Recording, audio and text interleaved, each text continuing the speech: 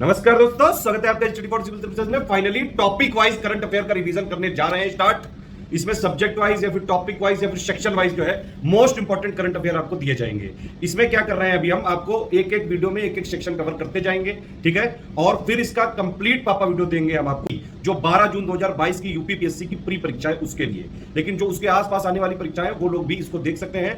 Total current affair पे आप पे फोकस है। टोटल मतलब इंडिया का और वर्ल्ड का जितना भी जरूरी करंट अफेयर है, जो मोस्ट इंपॉर्टेंट वाला करंट अफेयर, इसमें हम क्या कर रहे हैं, अप्रैल 2022 के एंड से पहले जुलाई 2021 तक का डेटा लेते हुए टोटल उसमें जितना हमने मंथली करंट अफेयर दिया था उस पूरे डेटा का जो सेक्शन वाइज एनालिसिस है मोस्ट इंपॉर्टेंट, वो हम आपको टॉपिक वाइज यहां पे देने जा रहे हैं। आप लोग इसको पूरा वीडियो को देखिए। कोई भी फीडबैक हो, कोई कमेंट हो, कोई सजेशन हो, तुरंत वीडियो में कमेंट करके बताइए। और वीडियो की अगर आपने लाइक 25,000 हर वीडियो की करते गए तो तुरंत उसकी पीडीएफ यहां पे शेयर करते जाएंगे, बिल्कुल फ्री में टेलीग्राम चैनल में। देखिए, स्टडी फॉर सिविल सर्विसेज को अगर आप YouTube में फॉलो करते हैं तो प्लीज ये वाला टेलीग्राम चैनल जरूर ज्वाइन कर लीजिएगा। सारे नोटिफिकेशन, सारे अपडेट यहीं पे मिलते हैं। लगातार पिक्स का रिवीजन भी करवा रहे हैं यहीं पे। यूपीपीएससी 2022 प्री के लिए लास्ट टाइम के रिवीजन नोट्स भी आप ले सकते हैं। 1250 पेजेस के हैं। इनसे लगातार पिछले 4-5 सालों से हजारों स्टूडेंट सिलेक्ट हो चुके हैं। नोट्स अगर आपको लेने हैं स्टडी फॉर सिविल सर्विसेज के ऑथेंटिक जेन्युइन, तो सिर्फ ये 3 नंबर है, इन्हीं पे कॉल या व्हाट्सएप करिएगा। ये मेरा नंबर है, इस पे व्हाट्सएप कर सकते हैं। मई मंथ 2022 में भी पेपर हुआ था एक वेटरनरी ऑफिसर का यूपीपीसीएस में। उसमें 25 सवाल करीब जीएस के आए थे। इसमें पूछा था करंट अफेयर में से कि संयुक्त राष्ट्र विकास कार्यक्रम द्वारा भारत की पहली क्लाइमेट चैंपियन के रूप में किसे चुना गया है।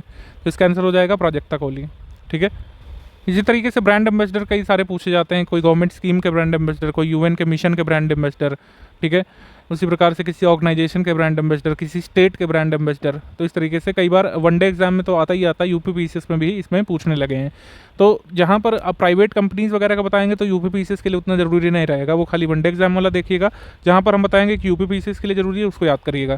जैसे गाइनोवेडा के ब्रांड एम्बेसडर तापसी पन्नू बनी थी, तो ज़्यादा ज़रूरी नहीं है। Electric manufacturing company gold medal electricals की सैफ अली खान, जैकलीन फर्नांडिस हैं, ये भी नहीं ज़रूरी है। पार्ले फ्रूटी के रामचरण है, माउंटेन ड्यू के महेश बाबू हैं, कोई ऐसा ज़रूरी नहीं है वनडे एग्जाम वाले, लेकिन इसको जरूर देखिएगा। जर्मन ऑटो पार्ट्स निर्माता कंपनी पॉर्श की बनी है एमआर राडुकानु। एमआर राडुकानु कौन सा स्पोर्ट्स खेलते हैं, आप जल्दी से कमेंट करके बताइएगा। हमने आपको स्पोर्ट्स में काफ़ी डिस्कस कराया, इनके द्वारा जीते गए इवेंट्स भी बताएं। फैंटेसी स्पोर्ट्स ड्रीम 11 को स्पॉन्सर किया या फिर इसके ब्रांड एम्बेसडर है कार्तिक आर्यन, समंथा प्रभु। फैंटेसी स्पोर्ट्स रियल 11 की हैं तानिया भाटिया। ईज माई ट्रिप की हैं यहाँ पर ईज माई ट्रिप के हैं विजय राज, वरुण शर्मा। महाराष्ट्र के कोविड वैक्सीन के ब्रांड एम्बेसडर बने थे सलमान खान। ट्राइफेड के आदि महोत्सव की ब्रांड एम्बेसडर बनी थी MC Mary Kom. Ayurvedic antacid brand Gasofast के बने थे ब्रह्मानंदम। उसके बाद उत्तराखंड की कला, पर्यटन और संस्कृति के ब्रांड एम्बेसडर बने थे पवनदीप राजन। उसके बाद ह्युंडई मोटर इंडिया लिमिटेड के अदिति अशोक बनी थी। अदिति अशोक जो है कि स्पोर्ट्स से एसोसिएटेड है, गोल्फ से, ठीक है, ध्यान रखिएगा गोल्फ से। यूनिक्स एक भारतीय मोबाइल एसेसरीज ब्रांड है, इसके एम्बेसडर जसप्रीत बुमराह जो बॉलर है। 100 विकेट लेने वाले टेस्ट मैचेस में सबसे तेज़ बॉलर बने हैं। सबसे कम मैचेस में 100 विकेट निकालने वाले भारत के पहले बॉलर बने हैं जसप्रीत बुमराह। यूबॉन गैजेट एक्सेसरी जो इसके हेडफोन वगैरह आते हैं, द ग्रेट खली इसके एम्बेसडर हैं। यूरोनिक्स के हैं ऋतिक रोशन। एक फुटवियर ब्रांड प्लेटो के हैं राहुल द्रविड़।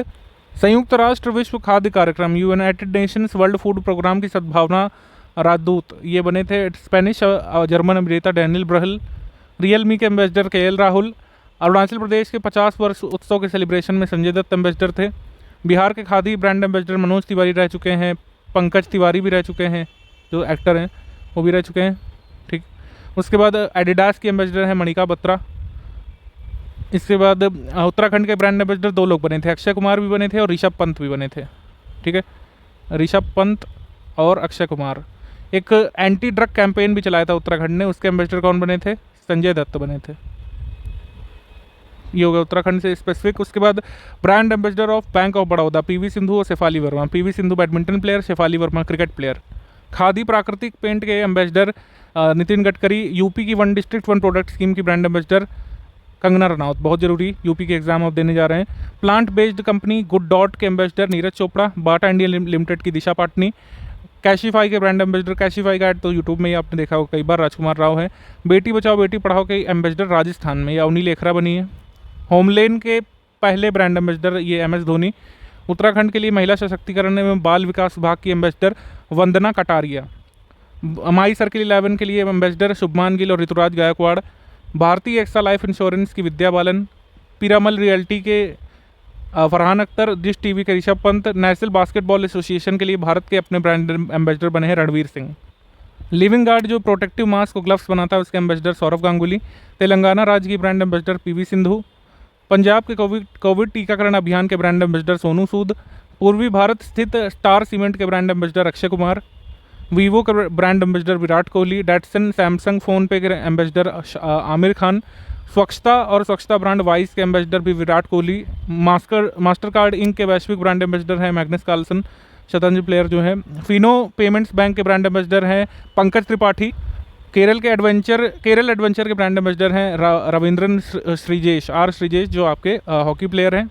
उसके बाद इक्विटा स्मॉल फाइनेंस बैंक की कंपनी, मतलब ये कंपनी है, इसकी एम्बेसडर हैं हॉकी खिलाड़ी रानी रामपाल और स्मृति मंदाना जो क्रिकेट प्लेयर हैं। दिल्ली सरकार ने देश के मेंटर्स प्रोग्राम चलाया था, उसमें एम्बेसडर बनाया था सोनू सूद को। एमवे और उसके उत्पादों की न्यूट्रीलाइट श्रृंखला की ब्रांड एम्बेसडर मीराबाई चानू। उसके बाद असम में समग्र शिक्षा अभियान की brand ambassador Lovlina Borgohain. BAFTA breakthrough के ब्रांड एम्बेसडर हैं AR Rahman. Fit India Movement के ब्रांड एम्बेसडर हैं कुलदीप हांडू। आरोग्य सेतु ऐप आया था, आपने एडवर्टीजमेंट देखा होगा, अजय देवगन का डुप्लीकेट के साथ वो आते हैं, एडवर्टीजमेंट करते हैं इसमें। आरोग्य सेतु का एडुटेक स्टार्टअप क्लास प्लस के ब्रांड एम्बेसडर सौरभ गांगुली। डाबर च्यवनप्राश के ब्रांड एम्बेसडर नागार्जुन बने थे। World wide fund for nature Bharat WWF की ब्रांड एम्बेसडर श्रुति हासन है। आयुर्वेदिक वेलनेस ब्रांड हील के ब्रांड एम्बेसडर हैं संजू सैमसन। भारत ईट के ब्रांड एम्बेसडर रवि किशन। नमामि गंगे परियोजना में ब्रांड एम्बेसडर जो है कॉमिक कैरेक्टर सुपर हीरो चाचा चौधरी को बनाया गया था। सेक्शनल करंट अफेयर में GI टैग्स देख लेते हैं। GI टैग्स वैसे तो बहुत सारे हैं, 600 प्लस हैं पूरे देश में, लेकिन जो रिसेंट में बनते हैं हम उन्हीं को देखेंगे। जैसे आपका नरसिंग पेट्टई नागस्वरम, ये क्या है? एक संगीत वाद्य यंत्र है तमिलनाडु में जो उसको GI टैग दिया गया है। मिथिला मखाना जो बिहार में एग्रीकल्चर संबंधी प्रोडक्ट है, मखाना आपने खाए भी होंगे, इनको बिहार से GI टैग मिला है। वाडा कोलम राइस जो पालगढ़ डिस्ट्रिक्ट महाराष्ट्र का है, इसको GI टैग मिला है। एडायूर की चिली और कुट्टियट्टूर के आमों को जो कि केरल से हैं, इनको GI टैग मिला है। रटाउल मैंगो जो है बागपत डिस्ट्रिक्ट उत्तर प्रदेश में होते हैं, इसको GI टैग मिला है यूपी से। कन्याकुमारी लौंग को GI टैग मिला है तमिलनाडु से। करुपुर कलमकारी पेंटिंग और कल्लकुरुची वुड ये क्राफ्ट से एसोसिएटेड GI टैग तमिलनाडु को मिला है। कचाई नींबू ये मणिपुर का GI टैग है। सफ़ेद प्याज ये अलीबाग में उगता है, इसको GI टैग दिया गया है। महोबा का पान, इसको GI टैग मिला हुआ है। आईपन रंगोली और भोटिया दन, यानी कि भोटिया दन जो कारपेट है और आईपन बेसिकली एक रंगोली का प्रकार है, उत्तराखंड से GI टैग मिला है। रिंगाल क्राफ्ट और टामटा प्रोडक्ट जो कॉपर के प्रोडक्ट आते हैं, टमटा प्रोडक्ट उत्तराखंड से GI टैग मिला है। मुनसियारी राजमा कुमाऊँ चिउरा ऑयल उत्तराखंड से एग्रीकल्चर प्रोडक्ट के रूप में GI टैग रजिस्टर हुआ है। थुलमा के कंबल, इसको भी उत्तराखंड से क्राफ्ट में GI टैग। चिन्नौर के चावल मध्य प्रदेश से GI टैग रजिस्टर हुआ है। जलगांव का केला महाराष्ट्र से GI टैग रजिस्टर हुआ है। तेजपुर की लीची असम से GI टैग रजिस्टर हुआ है। गुच्छी मशरूम जम्मू कश्मीर से GI टैग रजिस्टर हुआ है। राजा मिर्च नागालैंड से। मदुरई मल्ली ये आपका तमिलनाडु से। भालिया किस्म के गेहूँ गुजरात से जो है GI टैग मिला है। दहानु घोलवड सपोटा ये क्या है? चीकू का एक प्रकार है, तो ये पालघर महाराष्ट्र से GI टैग रजिस्टर हुआ है। हाथी मिर्च यानी हाथी चिली, इसको मणिपुर से GI टैग रजिस्टर किया गया है एग्रीकल्चर प्रोडक्ट के रूप में। काले चावल मणिपुर के हैं, तो मणिपुर से GI टैग। तमिलोंग ऑरेंज ये भी मणिपुर का GI रजिस्टर्ड प्रोडक्ट है। जुडीमा राइस वाइन, ये राइस से वाइन बनाई जाती है असम में, इसको भी अभी GI टैग मिला है। स्वीट कुकम्बर्स फ्रॉम नागा खीरे ये नागालैंड में पाए जाते हैं, ये मीठे खीरे होते हैं। उसके बाद तौलेहुपुआन शॉल और गोतेक शॉल, तो ये दो प्रकार के शॉल हैं, ये मिजोरम से GI रजिस्टर किए गए हैं। हापुस आम ये महाराष्ट्र का GI टैग रजिस्टर्ड आम है। गुलबर्गा तूर दाल ये कर्नाटक से GI रजिस्टर्ड प्रोडक्ट। और तिरूर के बीटल वाइन ये केरल से GI टैग रजिस्टर्ड है। तेजपुर लीची असम से GI टैग रजिस्टर्ड है। मिहिदाना ये मिठाई होती है, ये वर्धमान डिस्ट्रिक्ट वेस्ट बंगाल बनती है, इसको भी GI टैग रजिस्टर किया गया है। फर्स्ट GI टैग किसको दिया गया था? दार्जिलिंग टी को 2004 में। थोड़ा सा आखिरी आप देख लीजिए इसमें। ये लिस्ट ऑफ साइक्लोन्स देख लेते हैं। साइक्लोन्स में पूछ लेते हैं कभी कभी कि साइक्लोन कहाँ पे आया है, ठीक है, उसका नामकरण किसने किया है, किस क्षेत्र को प्रभावित किया था, और कभी कभी टाइमलाइन भी पूछ लेते हैं। तो आसानी चक्रवात जो है बंगाल की खाड़ी के दक्षिण पूर्वी भाग में आया था, ओडिशा आंध्र प्रदेश को प्रभावित किया था, मई 2022 में आया था।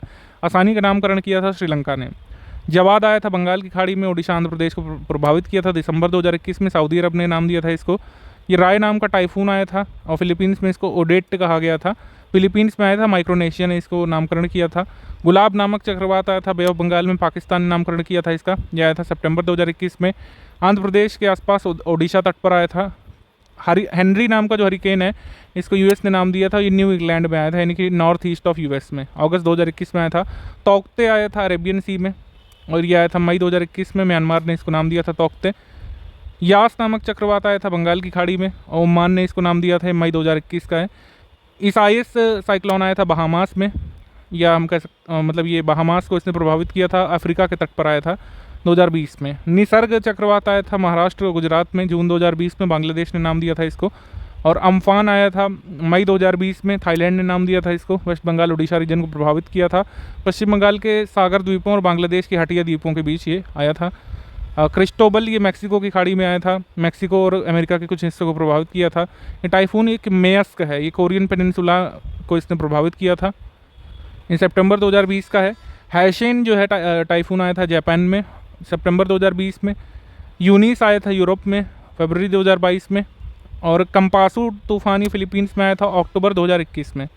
और मैगी नामक तूफ़ान अभी आया, ये अप्रैल 2022 में आया। मैगी कहाँ पे आया? फिलीपींस में। ठीक, तो इतना ध्यान रखना काफ़ी है।